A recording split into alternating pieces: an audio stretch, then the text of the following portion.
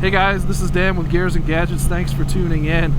You know, there was a comment on this channel years ago when I shared the story about my 2018 Harley-Davidson Heritage 114 almost getting stolen from my apartment. And that comment was that you shouldn't be buying a motorcycle until you have a place to store it. The comment itself is, you know, kind of about like financial responsibility, I suppose, and I kind of get it. I'm just a firm believer in, like, if you really want to ride and you can afford it and home ownership isn't the highest thing on your priority list, you should be able to do that and store that bike at that apartment without the fear of it being stolen. This video I want to talk about like ways that maybe you can prevent that from happening. First of all, we're going to go back to the scene of the crime and I'll show you guys what it is you know, I was dealing with.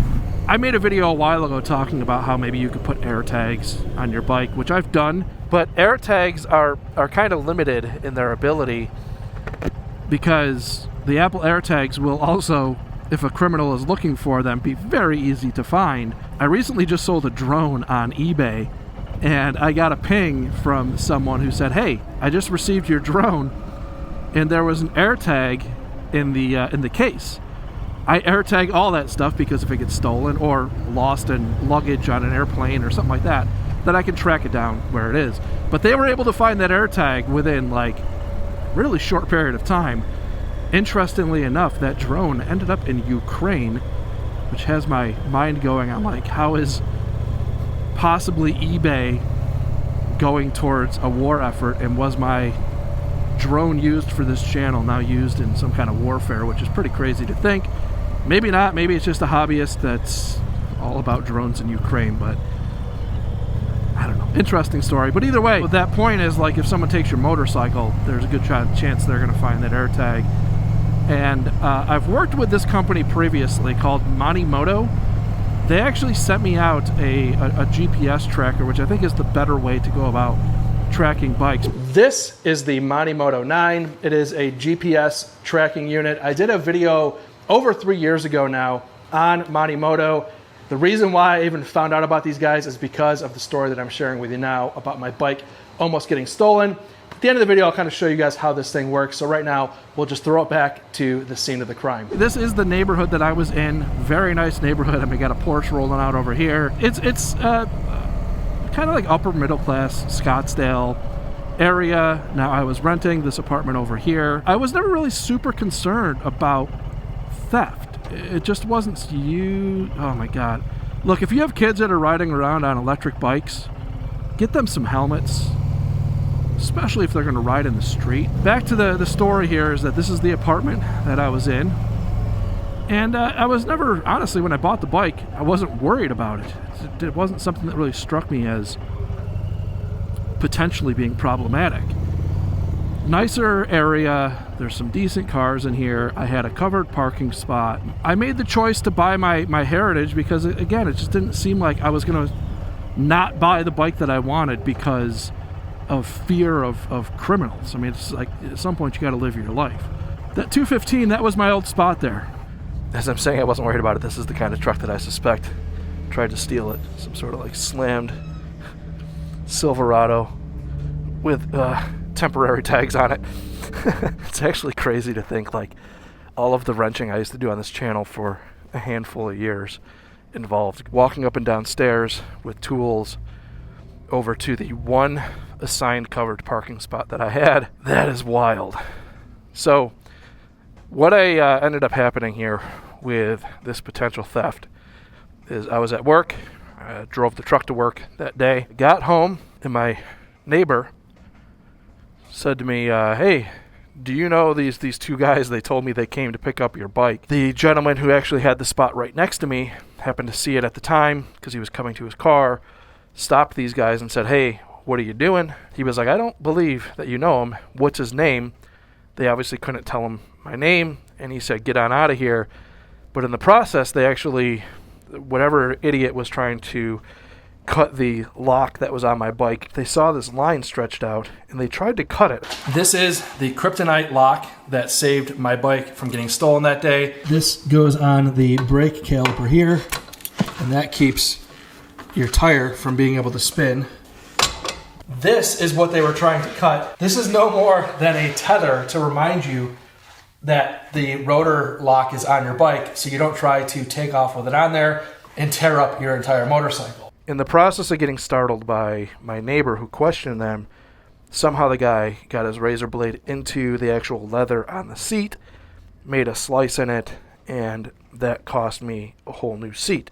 Kind of a whole story of like, hey, if you have a nice new bike like this, but you live in what I would call a nice apartment like this and have a covered parking spot, you should be able to own this bike without the fear of criminals fucking up your day.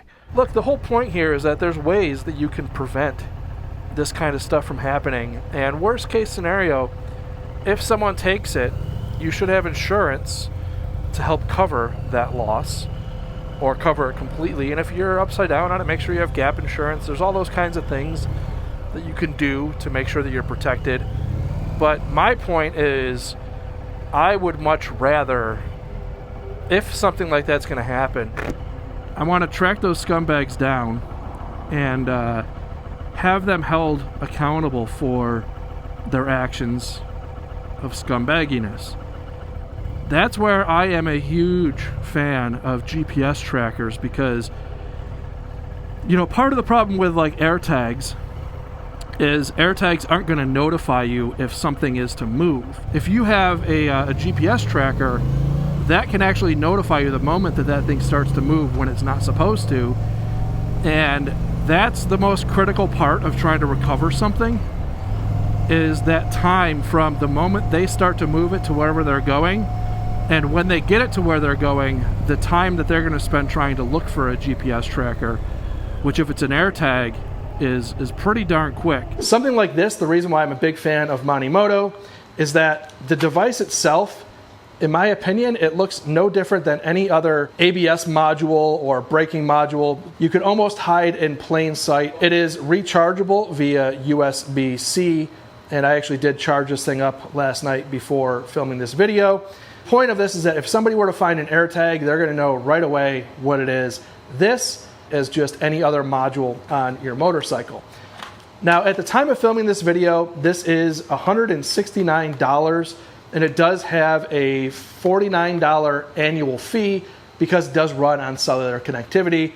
That does cost money, but for 170 bucks and 50 bucks a year, this is a pretty cool device. If you have your bike stored outside and somebody is to just wheel it off, not only can you track it down, but you can get notified that your bike is in motion in real time. And the sooner you're on top of something like that, the better off you are for recovering it. You also have a small key fob here. This goes on your keychain, and that is how your device knows when you walk up to your bike that it is indeed you that should be moving the motorcycle. So let me show you guys how this works in terms of setup. It's pretty easy. We will just search for the Monimoto app, download it, installed. Yes, you can send me notifications. Welcome. So now I'm going to give it my phone number. The phone number is going to give it a phone number to message me at. So allow it to use Bluetooth, yes. Monimoto 9, select the key fob. Pull out our tab. Put the key fob close to the phone. So agreeing to allow it to use my cell phone number, obviously. Yes, I would like you to contact me. Firmware updates. Go ahead and update the firmware. We'll skip to the end of that. Nobody wants to sit here and wait for firmware updates. Wasn't too bad, 37 seconds for a firmware update.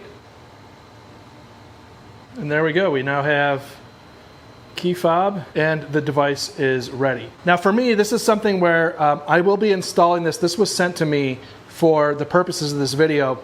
I'm actually going to be buying another one of these to put on my Indian EFTR, the Super 73 e-bike, because that is something I think is probably more susceptible to being stolen than my motorcycle at this point. So I'm actually going to get a second one of these because I think that it's absolutely worth it. So thank you guys very much for tuning in. If this is your first time tuning in, please hit that subscribe button down below. Remember, likes go a long way to help support the channel.